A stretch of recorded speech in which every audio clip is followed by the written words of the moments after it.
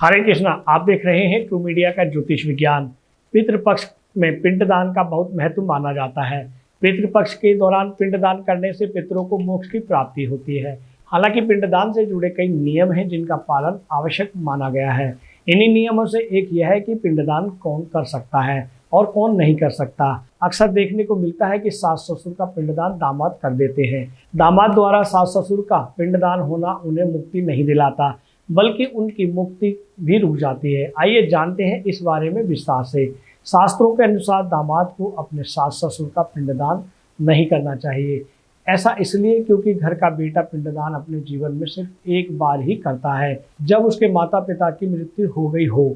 इसके अलावा सास ससुर का पिंडदान तब वह कर सकता है जब उसके माता पिता जीवित ना हो। अगर माता पिता जीवित हैं तो ऐसे में दामाद को सास ससुर का पिंडदान नहीं करना चाहिए, इससे उनकी मुक्ति नहीं होती।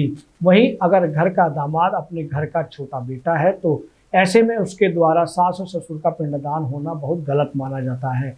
हालांकि दामाद द्वारा सास ससुर के अंतिम संस्कार करने की कोई मनाही नहीं है। अगर सास ससुर के घर संतान के रूप में बेटी है और कोई बेटा नहीं है, उसके अलावा बेटी की शादी के बाद उसकी भी संतान बेटी हुई, तो उस स्थिति में भी दामाद नहीं कर सकता। चाचा ताऊ का बेटा ही कर सकता है। दोस्तों, आपने देखा कि ससुर दामाद का पिंडदान दामाद कर सकता है या नहीं कर सकता। ये जानकारी आपको कैसी लगी? और अधिक जानकारी चाहते हैं तो आप इस चैनल को सब्सक्राइब करें और लाइक करें। हरे कृष्णा। ये वीडियो YouTube पर देख रहे हैं तो हमारे चैनल को सब्सक्राइब करें और बेल आइकन को दबाना ना भूलें। अगर आप Facebook पर यह वीडियो देख रहे हैं तो हमारे पेज को लाइक करें।